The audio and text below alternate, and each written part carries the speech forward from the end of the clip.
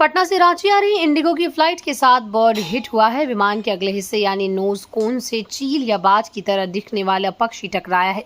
ये वाकया तब हुआ जब फ्लाइट की लैंडिंग की तैयारी चल रही थी। पक्षी के विमान से टकराते ही पायलट ने लैंडिंग करने का निर्णय बदल दिया और संभावित नुकसान का आकलन करने के विमान को कुछ देर तक उड़ाते रहे।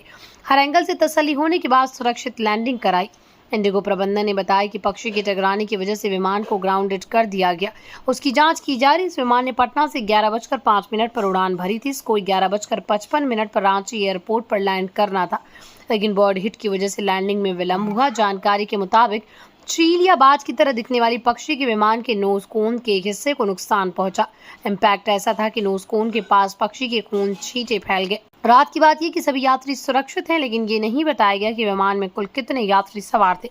इस विमान को रांची में लैंडिंग के बाद कोलकाता के लिए उड़ान भरना था, लेकिन ग्राउंडेड होने की वजह से कुछ यात्रियों को दूसरे विमान से कोलकाता भेजा गया। शेष यात्रियों के लिए 3 जून और 4 जून को सफर करने की व्यवस्था की गई। खास बात है कि घटना ने पिछले 21 मई को दिल्ली से श्रीनगर जा रही थी, लेकिन खराब मौसम के कारण अमृतसर के पास जबरदस्त टर्बुलेंस की चपेट में आ गई। तब पायलट ने लाहौर एटीसी से पाकिस्तान के एयर स्पेस में घुसने की अनुमति मांगी थी, जो नहीं दी गई। इसकी वजह से विमान को तय रूट पर ले जाना पड़ा। इसकी वजह से विमान के नोज को नुकसान हुआ था। टर्बुलेंस के दौरान विमान में यात्रियों की चीख पुकार मची हुई थी। किसी तरह पायलट ने विमान को श्रीनगर एयरपोर्ट से सेफ लैंडिंग कराई।